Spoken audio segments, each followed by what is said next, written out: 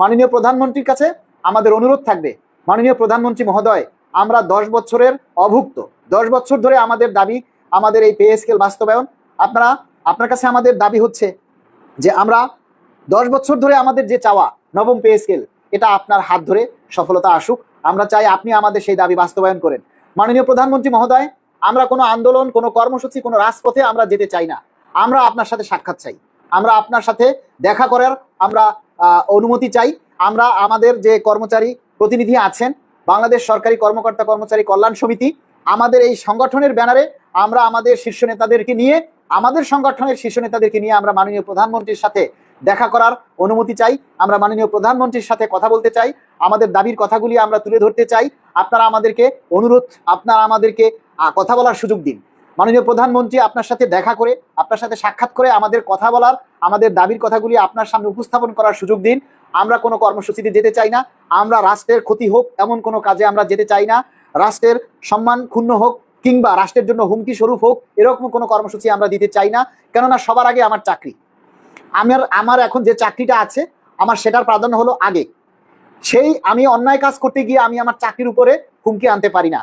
আপনারা যারা আছেন কর্মচারী ভাই বোনেরা, আপনাদের সবার কাছে অনুরোধ করব, প্লিজ ভাইয়েরা, 10টা বছর আমরা ধৈর্য ধরেছি, আর কয়েকটা দিন আপনারা আর 2-1 মাস একটু ধৈর্য ধরুন, অপেক্ষা করুন, দেখুন মাননীয় প্রধানমন্ত্রী আমাদের জন্য কি করেন, নতুন সরকার আমাদের জন্য কি করেন। এই বিষয় এইটা আমরা একটু দেখি, অপেক্ষা করি, তারপর আমরা আন্দোলন করতে পারবো, কর্মসূচি করতে পারবো, যা খুশি করতে পারবো। কিন্তু সরকারকে আমাদেরকে একটু সময় দিতে হবে যে সরকার কি করেন, আমাদের জন্য ভালো কিছু করেন কিনা, এই বিষয়টা আমাদেরকে সরকারের উপরে দেখতে হবে। এবং মাননীয় প্রধানমন্ত্রীর কাছে সবাই আমাদের দাবির কথাগুলি তুলে ধরুন। মাননীয় প্রধানমন্ত্রীর কাছে আমরা অনুরোধ করছি, বারবার অনুরোধ করছি, মাননীয় প্রধানমন্ত্রী, আমাদের কর্মচারী ভাইয়েরা কষ্টে আছে, আমাদের কর্মচারী ভাইয়েরা অনেক কষ্টে আছে। মাননীয় প্রধানমন্ত্রী, আমাদের পুলিশ, ডিফেন্সে অনেক ভাই আছে যারা ঋণের দায়ে সংসার চালাতে না পেরে আত্মহত্যা করছে। আমাদের কর্মচারী ভাইরা ঋণে জর্জরিত। আমরা যে বেতন পাই সেই 2015 সালের বেতন দিয়ে আজকে 2026 সালে কিভাবে আমরা সংসার করব, কিভাবে আমাদের সংসার চালাবো বলেন? 15,000 টাকা বেতন দিয়ে আজকে আমরা চলতে পারতেছি না।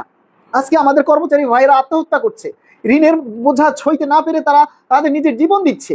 এগুলি আমরা চাই না মাননীয় প্রধানমন্ত্রী। আমরা চাই আমাদের দাবির কথাগুলি, আমাদের দাবিটা আপনি মেনে নিন।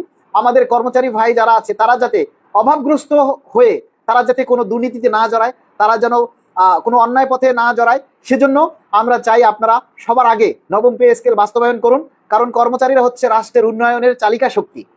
কর্মচারীরা, তাদের যদি অভাব না থাকে তাহলে তারা রাষ্ট্রের উন্নয়নের কাজে মনোনিবেশ করতে পারবে। তাদের যদি অভাব না থাকে তাহলে তারা কোনো দুর্নীতিতে জড়াবে না, কোনো অন্যায় কাজে জড়াবে না।